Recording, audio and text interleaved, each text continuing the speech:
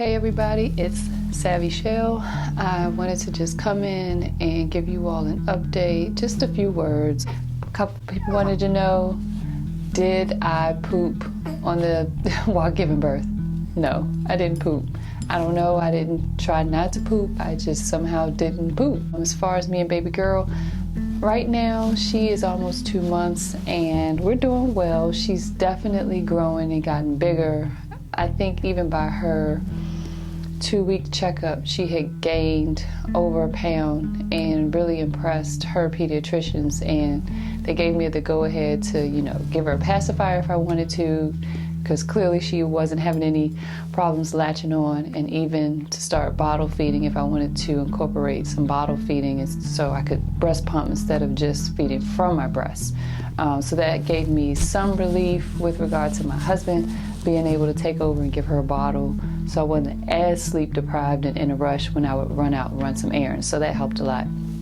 Speaking of sleep deprivation, it has really been hard. Like, it's really been hard. I'm wearing makeup today, so you can't see just how bad my eyes are, but definitely sleep deprived, and sometimes it makes coping hard because you're more irritable because of lack of sleep, and you're stressed because of lack of sleep, and even you start to gain weight because of lack of sleep.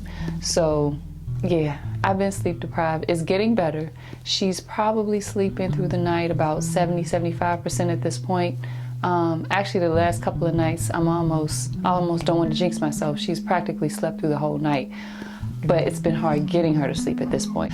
I just accepted that the body I had before I got pregnant is probably not going to exist again, and I'm okay with that, but I just want to make sure I'm the best fit mama I can be. So around 3 weeks, I did head back to the gym. If you follow me on social media, you saw that I've been back in the gym pretty regularly, probably more frequently than I used to go, and I've just been trying to stay on top of it. Not because I've gained too much weight. With my pregnancy, I gained 25 pounds. And when I had my postpartum checkup, she told me I was down 23. Not bad. So there was already a little bit of weight that I wanted to lose. I know that sounds crazy, but there was a little bit of weight I wanted to lose before I got pregnant. So now I just have a few pounds left. And I did some reading and found out when you're breastfeeding, the body just tends to hang on to some fat in particular areas to make sure there's enough reserves to produce breast milk.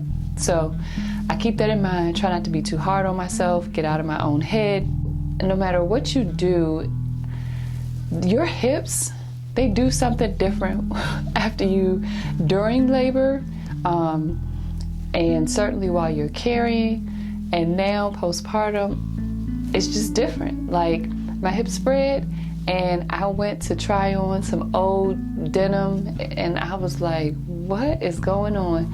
I'm down 23 pounds, so what's the problem? Yeah, my hips are wider. I'm not gonna be in those same jeans because my hips have done this.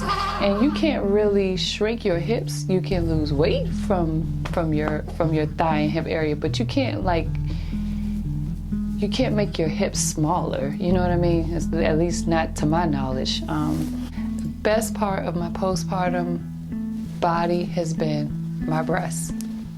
Why? Because they're fuller, they're just they're gorgeous. The worst part about my postpartum body, my breasts, and that's because, like I said, I feel bad about my overactive letdown. I feel like I'm drowning her. Sometimes they get a little too full or too engorged, and that can be very painful. And then too, when they leak. I found some really great, I won't take one out right now, but I found some really great breast pad inserts that are disposable from Target, and I found them on clearance. They are awesome. They are so awesome. They soak up every little drop that you might leak. Breast pumping, yeah, so I had to really get used to pumping. I had no idea I had to pump as often as I was between feedings when I did start pumping, because once I fed her, the milk just started coming back in. And so I was like, okay, how am I gonna stay on top of this? But I just made time. And the worst part was that I just had the traditional pump. Like I have this, I don't know which model, but I have like this Spectra that I've been using for the longest. And I like it. Like normally I just spend like 5 minutes on each breast. I'm all good. But I really needed something that was more mobile and I could just do what I needed to do and not have to lug this thing around. So I'm so happy my insurance came through. Thank you, ACA, also known as Obamacare. Yesterday I got my LV in the mail. Oh, that's my mama calling me. Got my LV in the mail. Praise God. So I just tried this. I charged it first, of course. You have to sanitize it. It does not come pre-sterilized. And I tried it. This is a game changer. It was expensive, even with my insurance. It cost me $200, but retail price is $500. So it wasn't all too bad because I'll have FSA that I put aside. Smart cookie. This, I was able to get dressed, pop this bad boy in and pump, and still do what I needed to do. This is awesome. If you can afford this, I don't know about the Willow, but yeah. So pumping has been going better now that I have my LV. Oh, my IUD. So let's talk about contraception. I said, yes, I was getting there because where my mindset is I'm one and done. I'm okay with just my cubby girl. So we started talking about options, and of course I know about things like the ring and the pill and the shot, but she was like, okay, now that you've had a baby, what about IUD? So I'm like, yeah, what about IUD? So we talk about 3 options for IUD. Of course, there's the Mirena. The Mirena, this is your 5-year option, right? This is the one everybody knows about, the Mirena. Then there's something that I've never even heard of, Nexplanon, and I hope I'm pronouncing that correctly, Nexplanon. This is a short term, it's only a 3-year option, so it's good for 3 years, but this is not an IUD, but it is inserted. It's an implant that's inserted under your arm. That's different, but I don't know about something being in my arm. But then again, I wasn't too fond of having anything intrauterine either, so it was like, what do I want to do? But then there was a third option, right? So the third option is Paragard, and again, I had not heard of this, but this is a hormone-free, 100% hormone-free option. So, and it is an IUD. So what we talked about with this one is it's copper. So instead of hormones, it's copper. So you do have metal. You will have metal inserted, but there's no hormones. And so I was like, I like the sound of that. So I think I'm actually going to go with the Paragard, and this is more long-term. This is a 10-year. This is effective for 10 years. So, and you can still take it out, but if you pretty much know that it's a wrap, canceled, whatever, which I'm teetering toward, the Paragard, 10-year option. Being as though I'm nearing 40, and from what I understand, 40, your hormones, you just take a 180, they just start to do something totally different. I really wanted a hormone-free option because I just don't need another, I don't care if it's estrogen-free. And I still have progesterone. Like, I just want something that's completely free of hormones because I know I'm preparing for my hormones to start changing for whatever they're going to do. So I'm probably going to go with the Paragard. I asked around, I was like, yeah, I heard that when you breastfeed, you don't get your period. And everybody was like, yeah, you don't get your period. That's the best thing about breastfeeding if you can do it. So I brought that up in my postpartum visit. Guess what? That's a myth. So apparently, if you are exclusively breastfeeding, that means that you are just feeding your child from your breast, then yes, the chances of you ovulating are slim to none.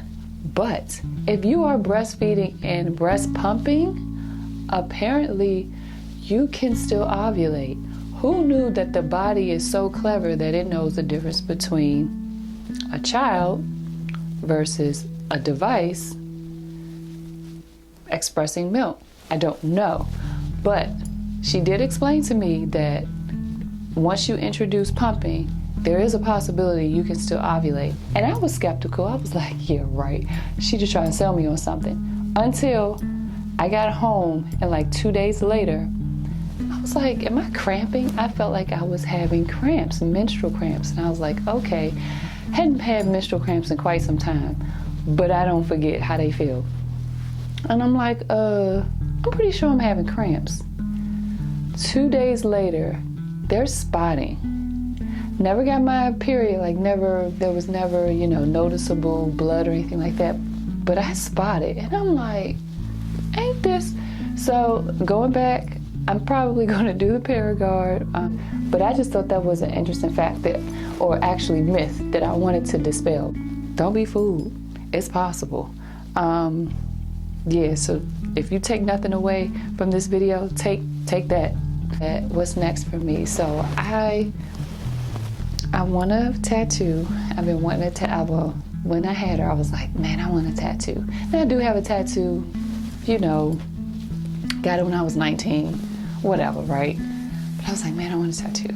And so I went to a henna training class, and of course, they also do tattoos. And I'm like, can I have a consultation right quick? And I was like, this is the idea that I have, something simple, something cute, but something that I actually wanted to be able to see. I didn't want it like hidden, because I knew it was going to be something that related to my daughter. So I got my tattoo. I'm not going to show it yet, but I will tell you it's on my ring finger. It incorporates her name with a little bit of a henna style to it, as well as a cross. So, but it sounds busy, but it's very simple.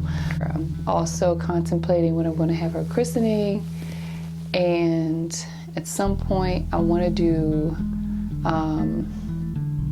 a photo shoot for me, and I think that's it. That's pretty much it, if I didn't already ramble on enough. So I hope you all are enjoying the channel. Again, I think I'm supposed to say subscribe to my channel, and thank you to all my subscribers, and follow me on IG and all that. You know what, y'all grown folks, y'all gonna do what y'all want to do. At least I know I do. But I pray first, or I pray afterwards once I done messed up. So until the next video, love you, be blessed. Then